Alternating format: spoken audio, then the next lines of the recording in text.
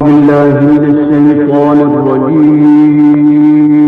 اور اس کی صورت یہ ہوئی کہ حضور قلندر بابا رحمۃ اللہ علیہ نے مجھ سے فرمایا کہ حضور پاک علیہ الصلوۃ والسلام کا ارشاد ہے کہ روحانیت کے اوپر اور روحانی سائنس کے اوپر ایک کتاب لکھی جائے، اور ساتھ ہی حضور پاک صلی اللہ علیہ وسلم کا یہ بھی ارشاد ہے کہ یہ کتاب خواجہ شمس الدین عظیمی سے لکھوائی جائے۔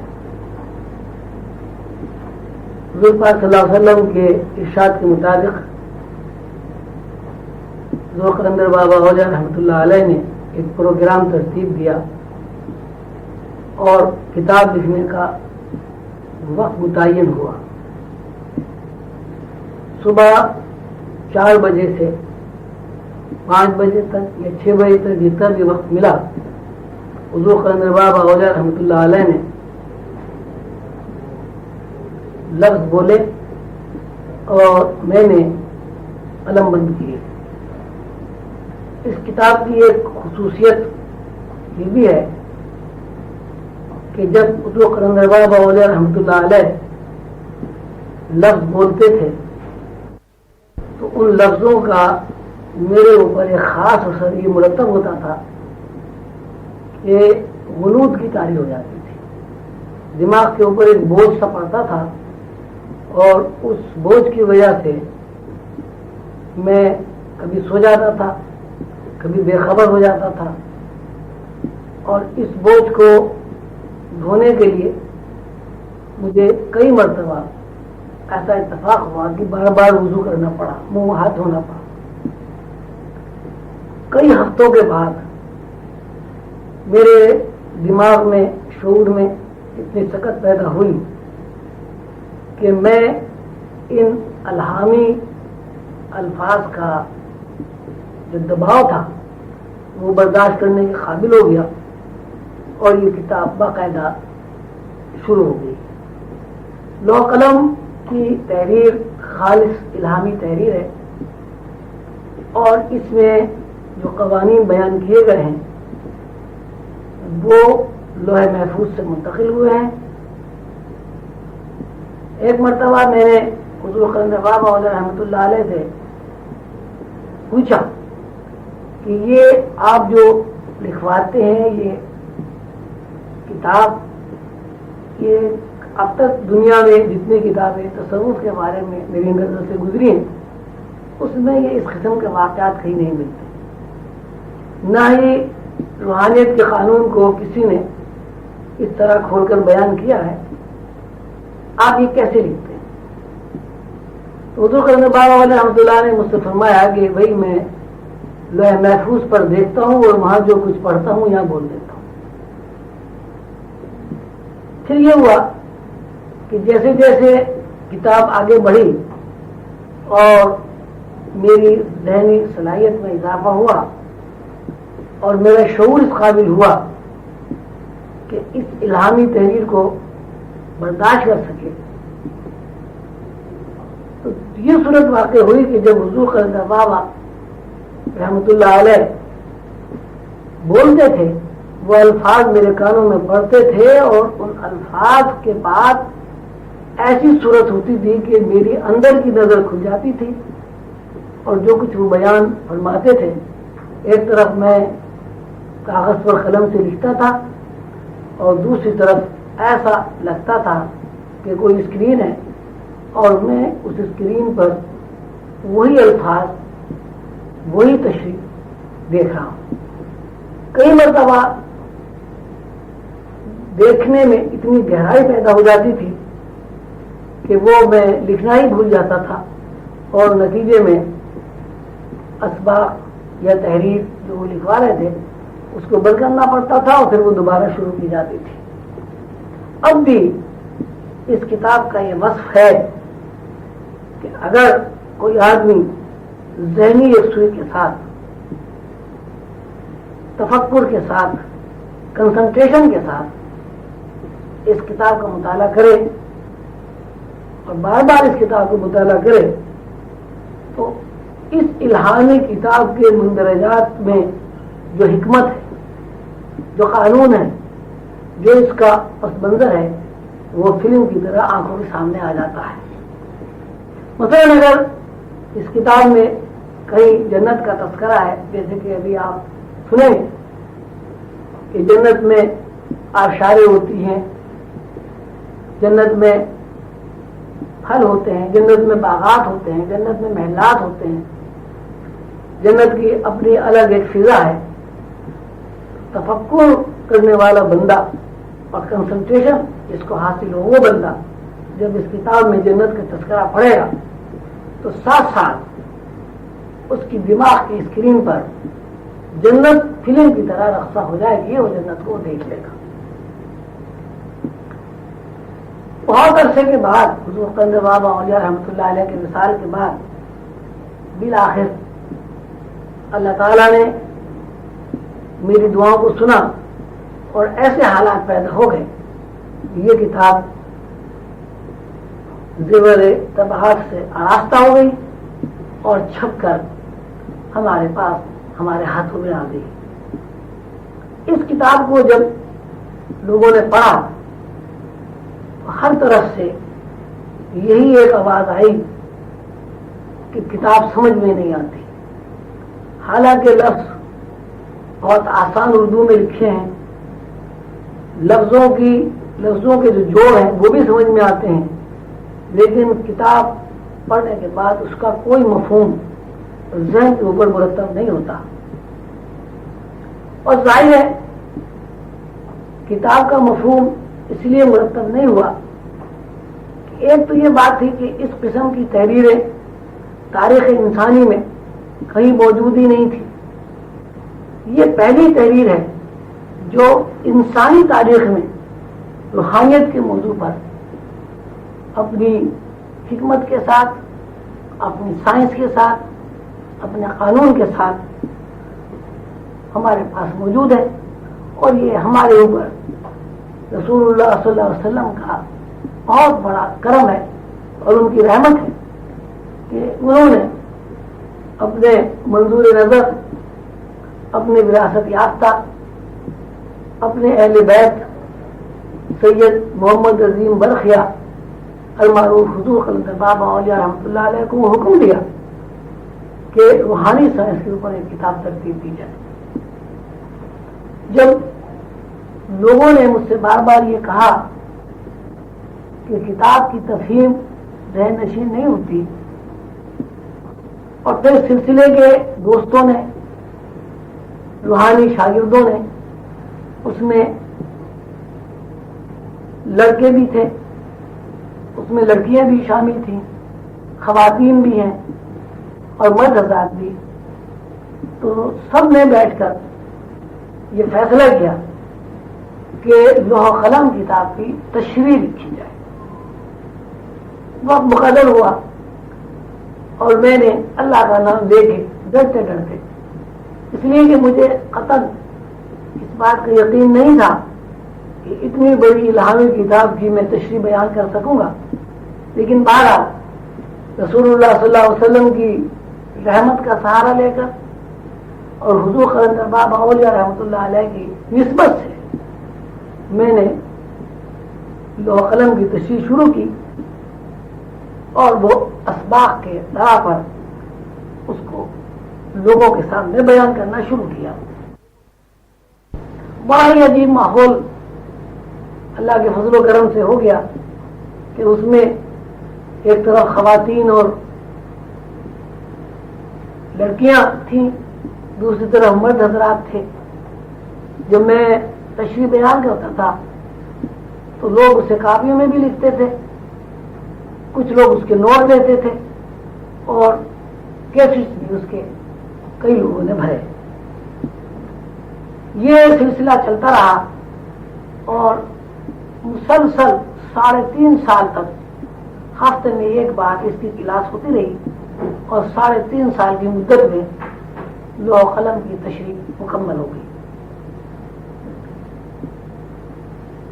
اب صورتحال یہ ہے کہ تشریح لوح قلم لوگوں کے پاس کیسٹس میں محفوظ ہے، اور تحریری طور پر بھی محفوظ ہے، اور بے شمار فوٹو اسٹیٹس کرا کے لوگوں نے اس کو دستاویز کی طرح اپنے پاس محفوظ کر لیا ہے۔ میں اس وقت ابو ظہبی یو اے ای میں موجود ہوں، یہاں بھی ہمارا مراقبہ حال ہے جس کے انچارج سید محبوب علی عظیمی ہیں۔ سید محبوب علی عظیمی صاحب، منیر صاحب، قمر صاحب، میرے عزیز دوست بیگ صاحب اور دوسرے سلسلے کے بہن بھائیوں نے اس سے درخواست کی کہ لوح قلم کی جو تشریحات لکھی گئی ہیں ان کو اگر ویڈیو فلم بنا لی جائے تو ہمارے پاس ایک ایسا ریکارڈ ہو جائے گا کہ جس کو ہماری نسل آئندہ دیکھ سکیں گی، اور وہ 81-82 میں جو ایک طریقہ تھا، جس طریقے پر آپ نے یہ کتاب لکھوائی ہے، اس وقت ہم لوگ موجود نہیں تھے، تو ہماری وہ جو پیاس ہے ایک استاد و شاگرد کی حیثیت سے کتاب پڑھنے کی، وہ پیاس بھی رفع ہو جائے گی۔ لہٰذا اس بات کا اہتمام کیا گیا کہ لوح محفوظ کی جو تشریح میرے پاس لکھی ہوئی ہے، جو دوسرے لوگوں نے لکھی ہے، میں اس کو سبقاً آپ کے سامنے پڑھ دوں، اور یہ آپ کے لیے، آپ کی اولاد کے لیے اور آئندہ آنے والی نسل کے لیے ریکارڈ ہو جائے۔ بسم اللہ الرحمن الرحیم۔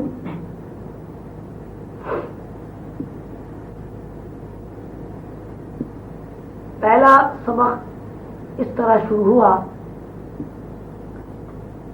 یہ بات ذہن نشین ہونا ضروری ہے کہ ہم جس علم کو سیکھ رہے ہیں اس کی نوعیت علم حضوری کی ہے، اور علم حضوری وہ علم ہے جو ہمیں غیب کی دنیا میں داخل کر کے غیب سے متعارف کراتا ہے۔ علم حضوری وہ علم ہے جس کی حیثیت براہ راست ایک اطلاع کی ہے، یعنی علم حضوری سیکھنے والے بندے کے اندر لاشعوری تحریکات عمل میں آ جاتی ہیں۔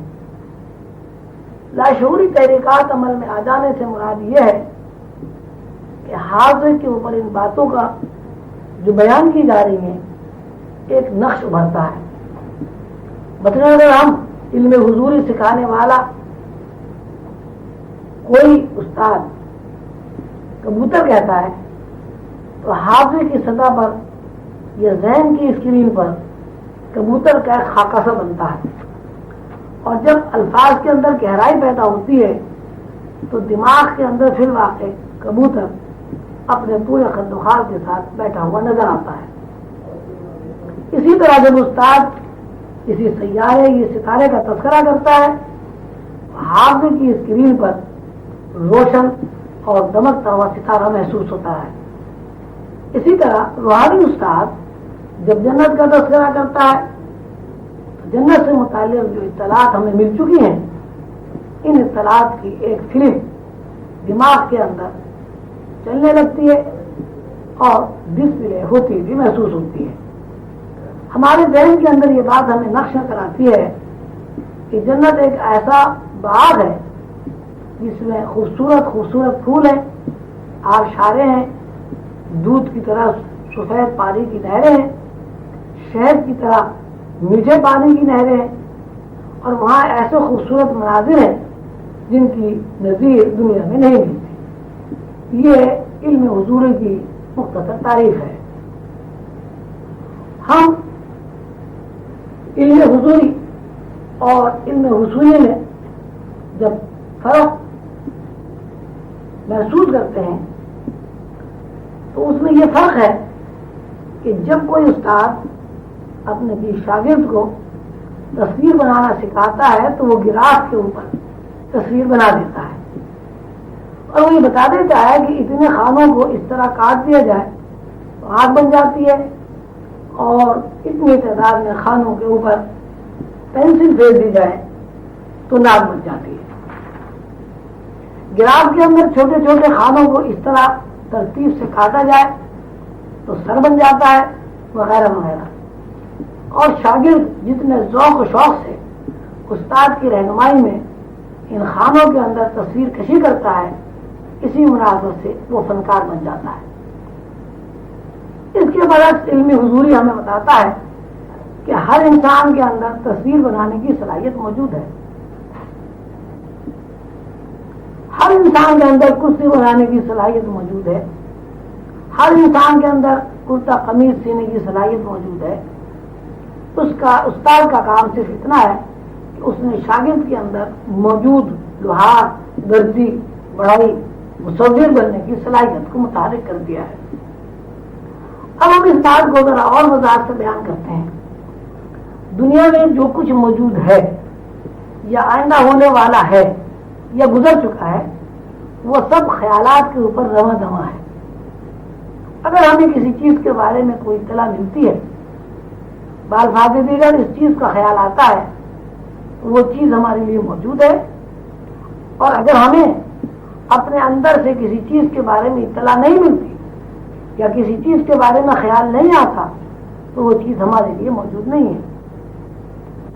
جب کوئی آدمی مصور بننا چاہتا ہے تو پہلے اس کے ذہن میں یہ خیال آتا ہے کہ مجھے تصویر بنانی چاہیے. جب کوئی آدمی بڑھئی بنتا ہے تو پہلے اس کے ذہن میں خیال آتا ہے کہ مجھے بڑھئی کا کام کرنا ہے. علی ھذا القیاس دنیا کے ہر علم کی یہی نوعیت ہے کہ پہلے اس علم کے بارے میں ہمارے اندر خیال پیدا ہوتا ہے اور ہم اس خیال کے آنے کے بعد اس مخصوص فن یا اس مخصوص علم کو سیکھنے کی طرف متوجہ ہو جاتے ہیں. اور ہمیں ایک استاد کی تلاش ہوتی ہے. استاد صرف اتنا کام کرتا ہے کہ ہمارے ذوق و شوق کے پیش نظر ہمارے اندر کام آنے والی صلاحیت کو متحرک کر دیتا ہے. حضور قلندر بابا اولیاء لوح قلم میں فرماتے ہیں کہ استاد کا کام صرف اتنا ہے کہ وہ آدمی کے اندر موجود صلاحیت کو بیدار کرنے میں معاون بن جاتا ہے. اس طرح تمام علوم و تمام فنون کی صلاحیتیں انسان کے اندر موجود ہیں.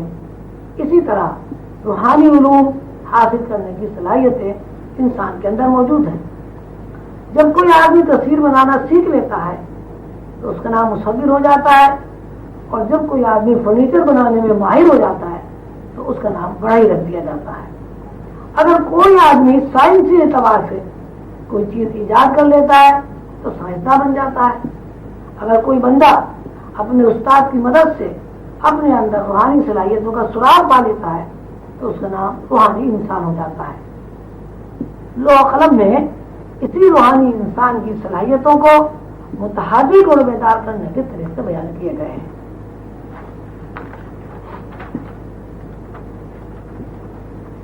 ہم علم حضوری اور علم حصولی کی تعریف بیان کر چکے ہیں اور اس بات کو بھی تشریح بیان کیا جا چکا ہے کہ روح کو سمجھنے، جاننے اور پہچاننے کے لیے اگر معتبر اور حقیقی ذریعہ ہے تو وہ علم حضوری ہے. علم حصولی سے روح کا سراغ نہیں ملتا. البتہ کوئی آدمی جو علم حصولی کے ذریعے روح کو سمجھنا چاہتا ہے وہ عقلی اور منطقی دلیلوں میں الجھ کر راستہ بھٹک جاتا ہے. ہر انسان اپنی فکر کے مطابق روح کے بارے میں قیاس آرائیاں کرتا ہے. مثلا کوئی کہتا ہے کہ انسان پہلے بندر تھا، کسی نے کہا کہ انسان سورج کا بیٹا ہے، کوئی انسان کی پیدائش کو اور انسان کی تخلیق کو مچھلی کی تخلیق کے ساتھ وابستہ کرتا ہے. اور زیادہ سوچ بوجھ کے لوگ جب روح کے بارے میں جب انہیں روح کے بارے میں کوئی حقیقی بات معلوم نہیں ہوتی تو وہ روح سے انکار کر بیٹھتے ہیں اور اس مادی زندگی کو سب کچھ سمجھ لیتے ہیں. مطلب یہ کہ جس بندے نے بھی علم حصولی کے ذریعے روح کو سمجھنا چاہا وہ کسی حقیقی اور حتمی نتیجے تک نہیں پہنچتا، اور جس اللہ کے بندے نے علم حضوری کے ذریعے روح تک رسائی حاصل کی اس کے اندر سے شک اور وسوسے ختم ہو گئے اور یہ بات اس کا یقین بن گئی کہ انسانی گوشت پوش کا جسم مفروض اور فکشن کے علاوہ کچھ نہیں. اصل وجہ وہ ہے جس نے اس مفروضے اور فکشن جسم کو سنبھالا ہوا ہے. اصل چیز وہ ہے جس نے اس مفروضے اور فکشن جسم کو سنبھالا ہوا ہے اور اس کو حرکت میں رکھتی ہے.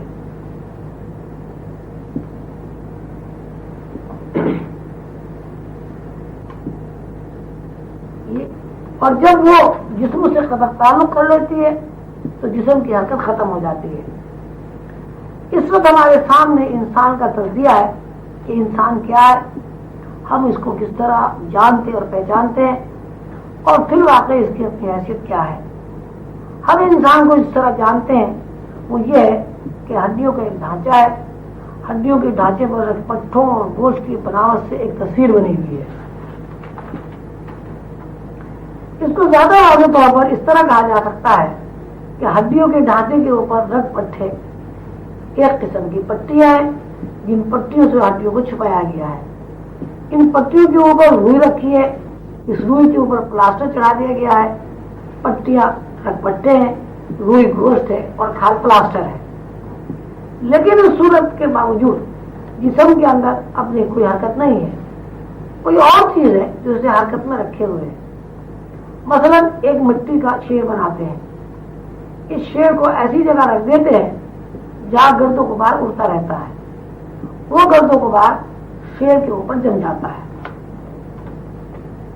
ایک آدمی جب شیر کو دیکھتا ہے وہ گرد و غبار کا تذکرہ نہیں کرتا, وہ کہتا ہے کہ یہ شیر ہے. جس طرح ایک شیر کے اوپر گرد و غبار جمع ہو کر ایک جان ہو گیا ہے, اسی طرح روح نے بھی روشنیوں کو یکجا جمع کر کے اور یہ روشنیوں کے تانے بانے سے رگ پٹھوں, گوشت اور کھال سے ایک صورت بنائی ہے. اس صورت کا نام جسم رکھا گیا ہے. اس کی مثال حضور بابا صاحب اس طرح بیان فرماتے ہیں کہ جسم کے اوپر جب تک قمیص ہے, قمیص کی حرکت جسم کے تابع ہے, اور جب قمیص کو جسم سے الگ کر دیا جاتا ہے تو قمیص کی اپنی کوئی حرکت نہیں ہوتی. قمیص, شلوار, ٹوپی کو ایک جگہ اس طرح رکھ دیا جائے کہ یہ گمان ہو کہ کوئی آدمی لیٹا ہوا ہے اور اس سے یہ کہا جائے وہ حرکت کرے تو یہ ممکن نہیں ہے. اس کے بعد اگر قمیص جسم کے اوپر ہے تو جسم کی ہر حرکت کے ساتھ از خود اور اختیاری طور پر قمیص میں حرکت واقع ہوتی رہتی ہے. یہی صورتحال اس مادی جسم کی ہے. حضور قلندر بابا گوشت پوش کے جسم کو روح کا لباس قرار دیتے ہیں. فرماتے ہیں جب تک یہ لباس روح کے اوپر ہے اس کے اندر حرکت موجود ہے, اور جب روح اس لباس کو اتار پھینکتی ہے تو اس کی حیثیت ایسی قمیص کی ہو جاتی ہے جو قمیص جسم کے اوپر نہیں ہے. یہ ہمارا روزمرہ کا مشاہدہ ہے کہ جب آدمی مر جاتا ہے تو اس کے اندر کوئی مدافعت باقی نہیں رہتی. مرنے کا مطلب یہ ہے کہ روح نے لباس کو اتار کر اس طرح الگ کر دیا ہے کہ اب روح کے لیے اس میں کوئی کشش باقی نہیں رہی. یہ لباس کا معاملہ صرف عالم ناسوت یا عالم تخلیق تک ہی محدود نہیں ہے.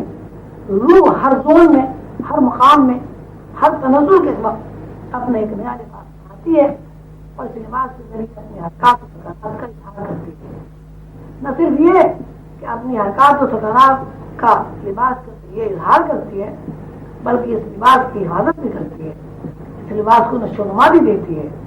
کہیں یہ لباس تعفن اور سڑان سے بنتا ہے, کہیں یہ لباس روشنیوں کے تانے بانے سے بنا جاتا ہے, اور یہی لباس نورانی تجلیات سے بھی وجود میں آتا ہے. روح جب لباس کو تخلیق یعنی میٹر سے بناتی ہے تو میٹر یعنی مادے کی اپنی خصوصیات کے تحت لباس کے اوپر, جسم کے اوپر ٹائم اور اسپیس کی پابندیاں لاحق رہتی